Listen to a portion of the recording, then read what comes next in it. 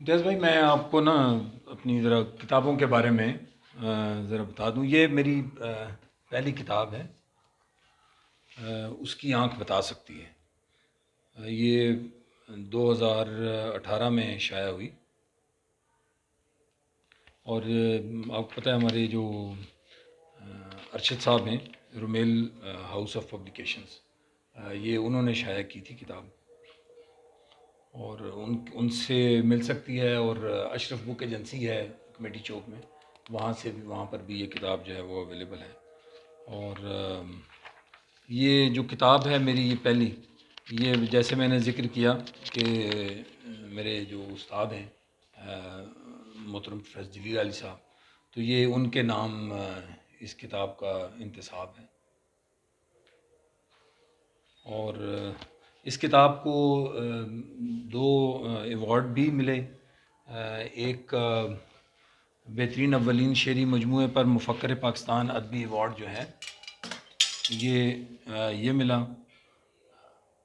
National library of Pakistan کی طرف سے. اور دوسرا جو ہے وہ ناصر کاظمی ادبی ایوارڈ ہے. یہ بھی نیشنل لائبریری آف پاکستان کی طرف سے اس کو ایوارڈ دیا گیا.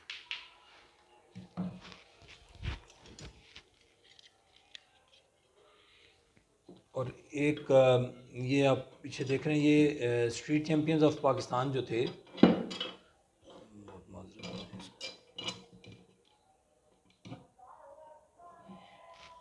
یہ اسٹریٹ چیمپئنز آف پاکستان نے کیا تھا 2019 میں. تو وہ انہوں نے شاعری میں ایک دی بیسٹ کا ایوارڈ وہ دیتے ہوتے ہیں مختلف شعبوں میں. تو یہ ایوارڈ انہوں نے بھی جو ہے وہ دیا تھا. اور باقی یہ کچھ شیلڈ با اطراف سخن ہے، ایک وافی کی طرف سے ہے. اور ایک جو ہے یہ آل پاکستان میڈیا کونسل کی طرف سے جو ہے. اور دوسری کتاب جو میری ہے وہ ہے رقص ہوا. اور رقص ہوا جو ہے وہ 31 دسمبر 2021 کو شائع ہوئی. اور میری خواہش تھی کہ یہ کتاب 2021 میں آئے. تو ارشد ملک صاحب کو میں نے کافی جو ہے وہ پریس کر کے تو یہ وقت کے اوپر جو ہے وہ شائع کروائی. تو 31 دسمبر 2021 کو یہ شائع ہوئی کتاب. اور یہ کتاب بھی رومیل ہاؤس آف پبلیکیشنز نے شائع کی ہے. اور یہ کتاب جو ہے وہ میں نے اپنے والدین کے نام کی ہے. میری والدہ محترمہ ہیں، ارشاد بیگم نام ہے، اور والد محترم ہیں محمد اسلم. ان کی وفات ہو چکی، اللہ تعالیٰ مغفرت فرمائے ان کی. تو یہ کتاب ان کے نام ہے. تو الحمدللہ آپ جانتے ہیں کہ دونوں کتابوں کو بہت جو ہے وہ پذیرائی ملی، اور اللہ رب العزت کا اس سلسلے میں بہت کرم رہا. اچھا، چل میں آپ کو اپنی پہلی کتاب سے میں سناتا ہوں، پھر 2 چیزیں جو ہے وہ دوسری کتاب سے. ان کہی بات کیوں نہیں کرتے، ان کہی بات کیوں نہیں کرتے، ہم نئی بات کیوں نہیں کرتے. میں بھی خوشبو کا ایک حوالہ ہوں، گل میری بات کیوں نہیں کرتے. اچھا، اور تھک گئی ہیں سماعتیں میری، تھک گئی ہیں سماعتیں میری، تم کوئی بات کیوں نہیں کرتے. اور ساری باتیں ادھر ادھر کی ہیں، کام کی بات کیوں نہیں کرتے. ساری باتیں ادھر ادھر کی ہیں، کام کی بات کیوں نہیں کرتے. اور جن کی آنکھوں میں روشنی ہے سعید، خواب کی بات کیوں نہیں کرتے. اور ایک اور غزل پہلی کتاب سے ہی کہ کر کے میں ہاؤ ہوں نکل آیا، کر کے میں ہاؤ ہوں نکل آیا، دشت سے سرخرو نکل آیا. میں سمجھتا تھا میں ہی میں ہوں مگر چار سو تو ہی تو نکل آیا. میں سمجھتا تھا میں ہی میں ہوں مگر چار سو تو ہی تو نکل آیا. آرزو ہو نہیں سکی پوری، اس میں کار رفو نکل آیا. اور جانے کیا تھا کہ آج دریا بھی، جانے کیا تھا کہ آج دریا بھی جانب آبجو نکل آیا. اور قید رکھا تھا خاموشی نے جسے، وہ سرے گفتگو نکل آیا. قید رکھا تھا خاموشی نے جسے، وہ سرے گفتگو نکل آیا. اور عکس زندہ تھا آئینے میں کہیں، عکس زندہ تھا آئینے میں کہیں، کرچیوں سے لہو نکل آیا. عکس زندہ تھا آئینے میں کہیں، کرچیوں سے لہو نکل آیا.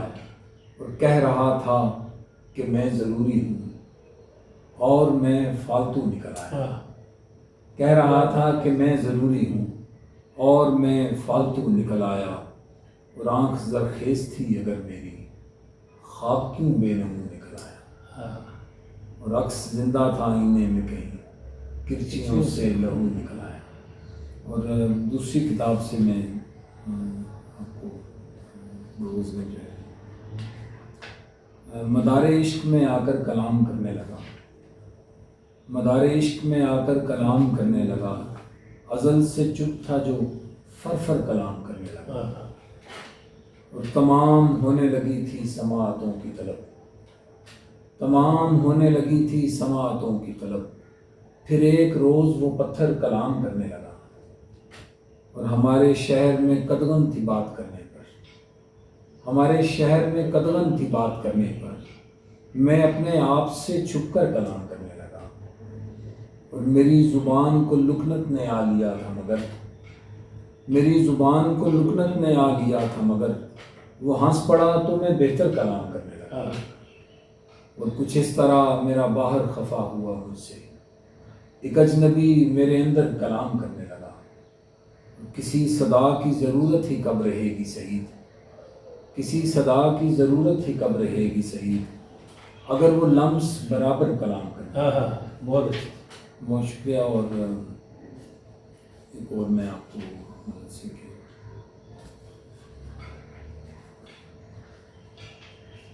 اس شخص کو کب میں نے جتایا ہے کہ میں ہوں، اس شخص کو کب میں نے جتایا ہے کہ میں ہوں، لیکن وہ مجھے روز بتاتا ہے کہ میں ہوں. اس شخص کو کب میں نے جتایا ہے کہ میں ہوں، لیکن وہ مجھے روز بتاتا ہے کہ میں ہوں. اور ایک بھید کی صورت ہے جہاں میں میری ہستی، لوگوں پہ بہت دیر میں کھلتا ہے کہ میں ہوں. اور شعر دیکھیے گا کہ میں خود کو مٹاتا ہوں تو کہتا ہے کہ تو ہے، میں خود کو مٹاتا ہوں تو کہتا ہے کہ تو ہے، ہونے کا خیال آئے تو کہتا ہے کہ میں ہوں. اور ہونا میرا تسلیم نہیں کرتا زباں سے، ہونا میرا تسلیم نہیں کرتا زباں سے، حیرت سے کھلی آنکھ میں لکھا ہے کہ میں ہوں. اور اب مجھ سے میرے بارے میں کیا پوچھ رہے ہو، تم نے ہی تو احساس دلایا ہے کہ میں ہوں. اور اس ڈھنگ نمایاں ہوئے کچھ رنگ میرے بھی، اس ڈھنگ نمایاں ہوئے کچھ رنگ میرے بھی، تتلی نے مجھے چھو کے بتایا ہے کہ میں ہوں. اور لوگوں کی نگاہوں پہ کھلے کیا میرا ہونا، لوگوں کی نگاہوں پہ کھلے کیا میرا ہونا، دیوار سے لپٹا ہوا سایہ ہے کہ میں ہوں. اور ہر سمت سے آتی تھی صدا کوئی نہیں ہے، ہر سمت سے آتی تھی صدا کوئی نہیں ہے، ایسے میں کوئی چیخ کے بولا ہے کہ میں ہوں. اور میں خود کو مٹاتا ہوں تو کہتا ہے کہ تو ہے، اور ہونے کا خیال آئے تو کہتا ہے کہ میں ہوں.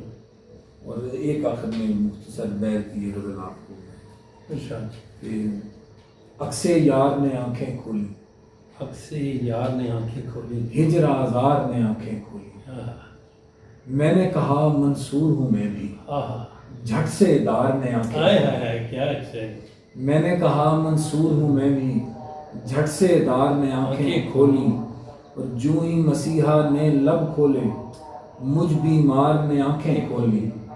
اور تب دستک سر پھوڑ چکی تھی جب دیوار نے آنکھیں کھولی، تب دستک سر پھوڑ چکی تھی جب دیوار نے آنکھیں کھولی.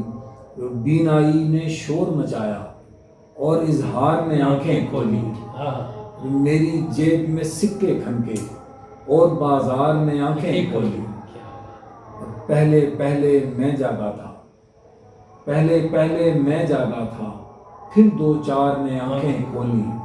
اور میں نے اپنا راز بتایا اندھے غار نے آنکھیں کھولی اور چور خزانہ لوٹ چکے تو چوکیدار نے آنکھیں ہاں بہت شکریہ. بہت زبردست. اچھا سر مجھے جیسے کہ کلام ہم نے سنا اور آپ کو اندازہ ہو گیا کیا زبردست کلام ہے اور چھوٹی بہن میں ایک زبردست نظر کی. سر اس کے علاوہ کیا ایکٹیویٹیز ہیں؟ چلے اڑنا بچوڑنا تو آپ کا ہے، ادب جی گیمز میں اسپورٹس میں کوئی؟ جی میں بہت اچھا میں نے اسپورٹس کیا، ساری تقریباً گیمز کھیلتے تھے. اچھا کالج میں کھیلا کرتا تھا، میں فٹ بال ٹیم میں بھی تھا. ویسے ہاکی کے گول کیپر کے طور پر میں کھیلتا ہوں، فٹ بال میں کھیلا، باسکٹ بال بھی کھیلتے تھے ٹیم کے ساتھ، بیس بال بھی کھیلے اور اچھا کھیلے جب تک رہے اور ایکٹیویٹیز میں شامل ہوئے. اسکواش بھی، ٹیبل ٹینس میں اچھی کھیلتا تھا جب ہم کالج میں ہوتے تھے. تو یہ بھاگنا دوڑنا بھی بہت سارا تھا.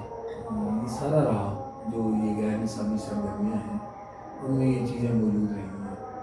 اور اب میں کچھ عرصہ سے 2014 میں میرا ایک بڑا شدید قسم کا ایکسیڈنٹ ہوا. گاڑی میری ہیڈ آن لگ گئی دوسری گاڑی کے ساتھ، سامنے سے آتی گاڑی سے. تو بس اس کے بعد سے خاصی وہ جسمانی لحاظ سے وہ چوٹیں اتنی تھیں کہ وہ ریکوری اتنی نہیں ہوئی اس کی.